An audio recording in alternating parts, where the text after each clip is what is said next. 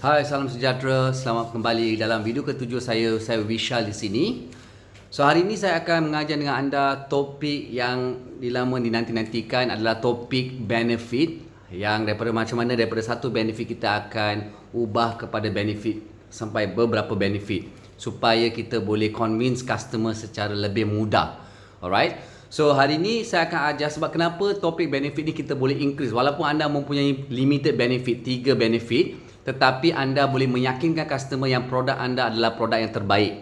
Alright, cara dia sangat mudah kalau anda buat homework. Macam saya pernah tanya dengan anda soalan apa, saya pernah bagi tahu dengan anda sebab kalau contoh kata customer tu bukan pasal, diorang bukan beli pasal produk, diorang beli sebab apa yang akan berlaku kalau saya ambil produk ni, apa yang memberikan saya manfaat. Itu yang customer perlukan. Kalau anda tahu guna cara teknik dia, senang untuk anda. Dan saya pernah bagi tahu dengan anda juga, kalau saya ajar secara anda membuat homework, dan anda akan lebih pantas berfikir bila customer objek kepada anda. Sebab anda tahu automatically apa yang anda tulis tu membuatkan anda fikir macam mana anda boleh convince customer tersebut. Alright. So hari ini saya akan ajar cara macam tu, dan biar saya jelaskan macam mana saya dapat cara teknik ni sebab dulu saya pernah belajar daripada Pakcik I, di mana dia mengajar I macam mana nak buat company profile. So, bila kita buat company profile, selalunya dia ada 5 question yang selalu anda kena fikir. Question dia adalah 5 why. Okay, contoh, kenapa, mengapa, siapa, macam mana, dan lagi satu adalah bagaimana. So, saya tengah saya terpaksa curi anak I punya board. So, saya tulis board ni supaya anda boleh, harap anda boleh nampak apa yang saya tulis kat sini dan anda boleh membuat homework tersebut. Sebab tak kira lah apa jenis produk, tapi macam sekarang saya tulis pasal produk insurance.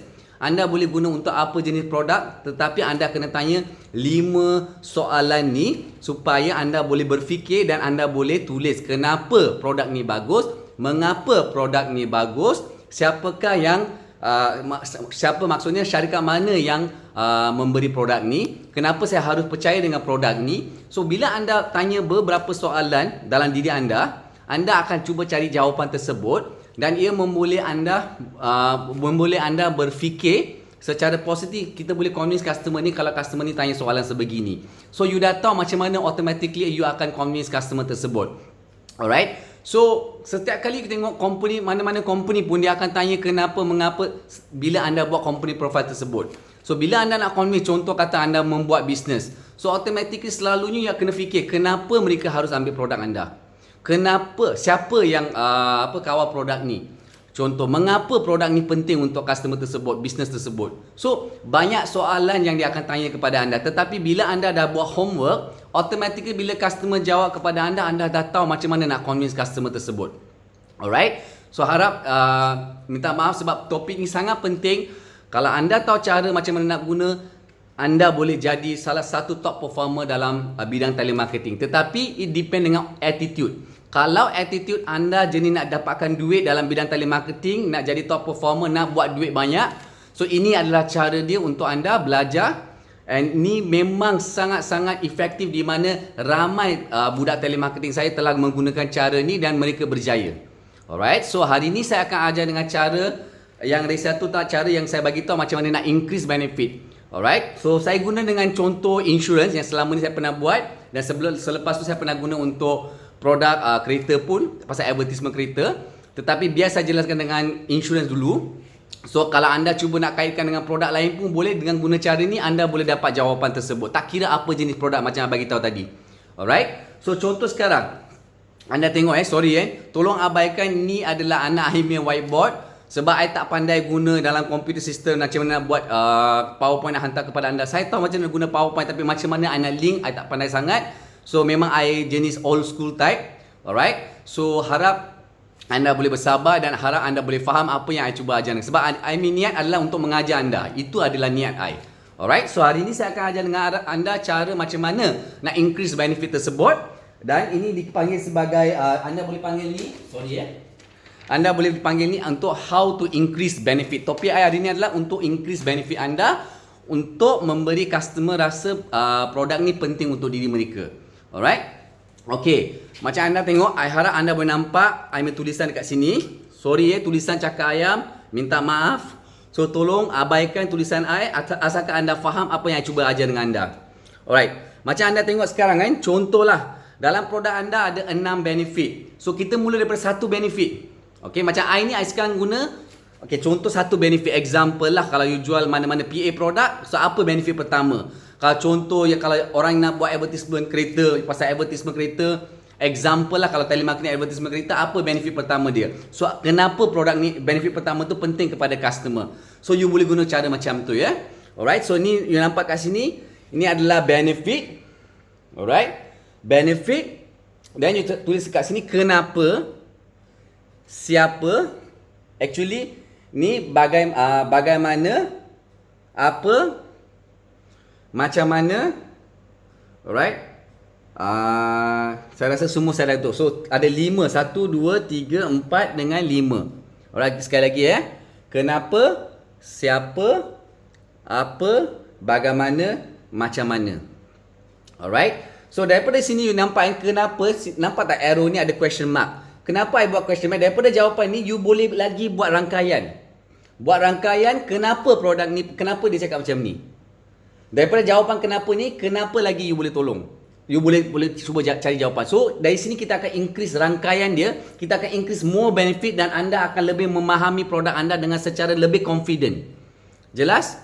Sorry tulisan cakar ayam, tolong abaikan tulisan cakar ayam tu asalkan anda faham apa yang saya cuba ajar dengan anda. Itu yang penting untuk saya sekarang.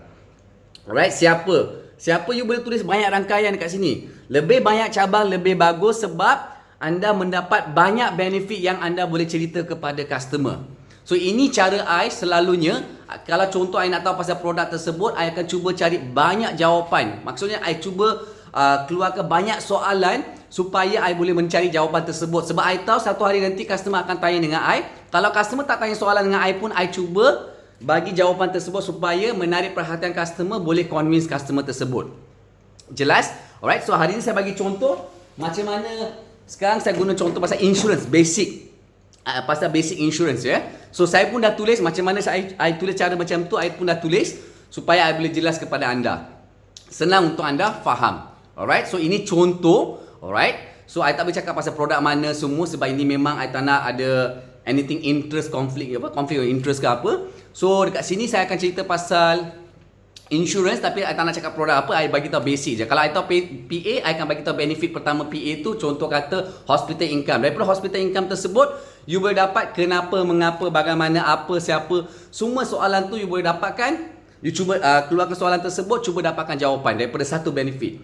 So itu baru satu benefit. Bayangkan 2 benefit, 3 benefit, 4 benefit. You dah banyak benefit yang you boleh cakap. Tetapi jangan cakap dalam presentation. Bila customer counter, you boleh cuba convince customer. Kalau contoh you nak selitkan masa presentation tersebut, boleh untuk convince customer. Setiap kali simpan sebagai weapon, bullet. Alright. So contoh kata I nak bagi tahu macam mana nak increase benefit. Insurance. So soalan, I cakap pasal insurance ya. Kenapa? Kenapa insurance penting? Sebab ia boleh membuatkan anda rasa diri anda selamat sekiranya sesuatu berlaku seperti penyakit ataupun bencana berlaku kepada diri kita lah. Contoh, lepas tu you nampak tak macam I buat ni contoh kan. Contoh macam you increase. You nampak? So question contoh. So I cuba buat rangkaian. So I bagi tahu contoh. Contoh macam seperti kalau kena penyakit, boleh membantu kita duit insurance daripada boleh membantu kita guna duit insurance daripada kita guna duit saving kita.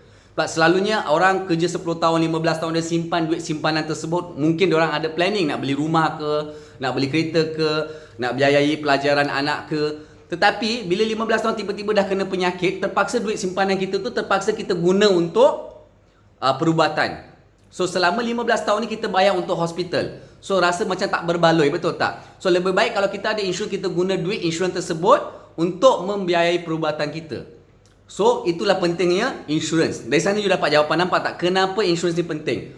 Alright. Dari satu contoh dari sana. Kedua pula you buat rangkaian lagi. Kalau you nak buat rangkaian kenapa benefit ni boleh membantu dia, keluarga kita tak perlu susah untuk mencari duit bagi membiayai perubatan kita. So maksudnya contoh kalau kita penyakit ke apa kan, so kalau kita tak boleh kerja, takkan kita nak suruh keluarga kita pergi cari duit, betul tak? So lebih baik kalau ada insurans, kita tak payah susahkan keluarga kita. At least keluarga kita pun tenang sikit, kita dah tahu kita dah membuat persediaan awal. Jelas? Alright. Okey. Kedua pula, mengapa? Alright? Mengapa insurans penting? Sebab penyakit atau kemalangan bukan sesuatu yang kita minta. Tetapi kedua-dua benda ni kita tak boleh elak. Sebab tu insurans ni penting. Mengapa insurans ni penting? Alright, so nampak tak? Soalan tu you cuba dapatkan jawapan. Ini baru soalan macam insurans. Tetapi setiap benefit tu you boleh guna. Mengapa, kenapa, bagaimana. So you boleh guna tersebut. Alright. Ketiga, siapa? Siapa akan bantu kita? Takkan kawan-kawan kita sanggup. Okey, maksudnya siapa yang nak bantu kita? Kalau contoh kita dah kena penyakit, kita dah kena kemalangan, siapa nak bantu kita? Takkan mungkinlah sekali dua kali keluarga kita boleh bantu, ataupun saudara kita boleh bantu, ataupun kawan-kawan kita boleh bantu. Tetapi kalau contoh sesuatu penyakit yang mengakibatkan setiap bulan kita terpaksa menghadapi penyakit tersebut, apa yang kita boleh buat? Kita kena terpaksa usaha sendiri untuk dapatkan biaya perubatan, betul tak? Alang-alang paling mudah pun sekali saudara kita akan datang bawa buah tangan je. So buah tangan tu tak boleh menampung keluarga kita kalau kena penyakit, betul tak? Kalau ada insurans, contoh kata kalau ada insurans, dia orang dah ada backup untuk kita. So at least kalau kita masuk hospital pun kita dah tak payah nak guna duit simpanan, kita dah ada duit insurans tu bayar kepada kita, kita boleh membuat mungkin bisnes ke apa ke, tak payah nak harapkan saudara ataupun kawan-kawan. Betul tak? Mungkin dia akan membantu anda semasa sebulan tersebut, tetapi lepas 2 bulan, 3 bulan, dia orang pun ada keluarga sendiri, dia orang terpaksa kena jaga keluarga sendiri. Kita tak boleh harapkan daripada mereka, betul tak? So sama sekali lah dalam kalau kita ambil insurans, so kita tak payah nak harapkan keluarga, saudara kita semua, kita boleh harapkan diri kita sebab kita dah membuat perancangan awal mengambil produk insurans ni. Okey? Lagipun ini tentang pasal siapa lagi topik. Lagipun insurans yang kita ambil adalah daripada insurans yang terkenal. So you bagi tahulah pasal kalau dia orang cakap pasal siapa kan, contoh soalan dia siapa kan, so cakap pasal insurans tersebut, berapa tahun insurans ni dah establish dekat worldwide. Okey, produk apa ni, kenapa brand ni sangat bagus, kenapa insurans brand ni sangat bagus, you boleh cerita dengan dia orang untuk convince customer tersebut. Alright, ni I bagi contoh yang basic terlampau basic. Tetapi kalau dengan produk anda, kalau anda boleh bagi 5 question ni, confirm you akan dapat jawapan yang lebih banyak.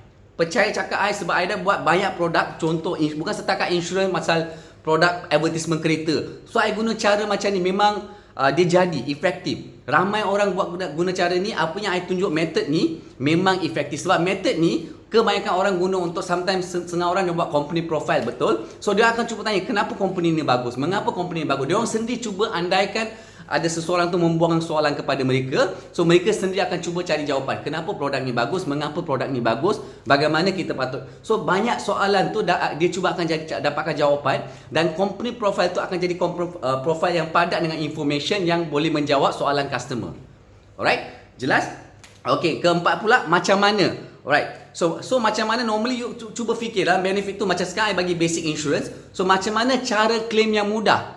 So cara claim, okay, saya cuba nak bagi anda yang soalan macam mana. So buat anda yang macam customer tu cakap pasal macam mana nak claim. So sebelum customer tu jual buang soalan, I dah cuba cakap dengan customer, cara dia claim dia senang sahaja encik. Cuma hubungi kita punya customer service, mereka akan menghantar borang claim. You cuma bagi apa-apa dokumen yang patut diberikan. So cuma hantar post. So dekat sini tak ada middle person, tak ada orang ketiga encik. So you akan deal directly dengan insurance person, insurance company. So lebih senang, sebab lebih efektif, sebab you direct deal dengan diorang. Kalau anda adalah telemarketing lah. Kalau contoh setengah orang macam insurance ni, cakap lah senang untuk you claim dengan I, biar I push dengan orang tersebut untuk dapatkan claim. Sebab so you nampak tak, you boleh main dua-dua cara pun untuk convince customer. Kalau anda guna cara macam ni, anda tahu macam mana nak ubahkan ayat tersebut untuk convince customer tersebut. Okay, nombor 5, last kali, apa? So kita tawarkan satu insurans sebagai pelengkap kepada segala penyakit atau kemalangan. Maksudnya apa jenis insurans yang jual? So pelengkap, maksudnya kita jual, kita cover untuk penyakit dan juga kemalangan. Alright. So ini kedua-dua ni penting, sebab lebih baik senang untuk ambil satu insurans yang cover kepada kedua-dua penyakit dengan kemalangan, daripada anda ambil satu persatu insurans yang terpaksa anda menanggung dengan harga yang lebih mahal. Lebih baik anda ambil satu insurans yang sebagai pelengkap, di mana dia kawal kepada penyakit dan juga kemalangan. Anda boleh cakap macam itulah. Ini saya bagi tahu, pasal sekali lagi saya cakap ni insurans, saya bagi tahu basic, tak ada apa-apa produk. Ini saya buat andaian lah. So 5 soalan ni kalau anda dapat tulis, contoh katakanlah kenapa kena buat dengan cara begini, sebab ia boleh membuka minda anda. Setiap kali ada produk baru, kalau anda tak tahu macam mana jual, kalau anda nak tahu macam mana nak bagi convincing power dengan customer, anda harus membuat homework sebegini. Alright, anda harus kena membuat homework sebegini supaya anda boleh memahami produk anda, boleh convince customer tersebut secara more effective way.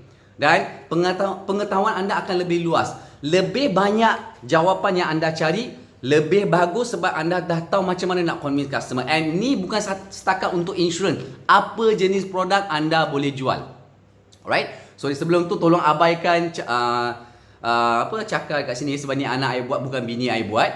So sekali lagi, so benda ni sangat penting. So bila anda buat produk yang baru, macam contoh I dah ajar dengan anda introduction, I dah ajar dengan anda two-way communication, I dah ajar pasal checkmate system, I dah ajar dengan macam mana macam mana pasal bill repo.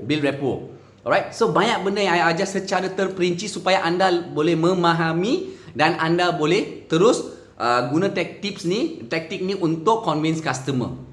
Alright, so anda ada banyak benda. So bila anda ada banyak bullet nak counter customer, anda tak harus takut bila anda buat telemarketing. Macam saya bagi tahu, telemarketing bukan kerja yang susah kalau anda tahu macam mana guna teknik ataupun taktik strategi yang lebih bagus. Alright, so niat I memang nak bantu anda walaupun tulisan I cakap ayam, sebab asalkan anda boleh faham apa yang I ajar kepada anda. Jelas? Alright, so harap ni adalah benefit, macam mana nak increase benefit macam I janjikan kepada anda semua. Dan sila terus bersama dengan video channel I yang seterusnya sebab I akan ajar cara macam mana nak buat closing. Sebelum buat closing, apa yang anda harus buat. Banyak tips yang akan ajar. So setiap kali sebagai telemarketer baru, anda telah pun bersedia untuk menjadi seorang telemarketing yang berjaya sebab anda dah tahu mengikuti semua teknik ataupun tips yang boleh membuatkan anda menjadi seorang telemarketing yang berjaya. So di sini saya harapkan anda tolong subscribe channel saya sebab saya akan mengajar anda lebih banyak secara detail tentang telemarketing, bagaimana untuk menjadi seorang telemarketing berjaya, macam mana untuk convince customer, macam mana nak buat closing pula. Banyak cara. Objection handling, I rasa anda dah tahu sebab benda ni boleh guna untuk objection handling pun. Alright, so banyak benda I akan ajar. So tolong subscribe channel saya. Harap video ni boleh memberi manfaat kepada anda. Dan tolong buat homework supaya bila anda buat homework apa yang bagi tahu 5 question tu, percaya cakap I, anda akan jadi lebih fasih pasal produk anda. Alright, so sekian, saya Vishal di sini. Tolong subscribe channel saya. Terima kasih.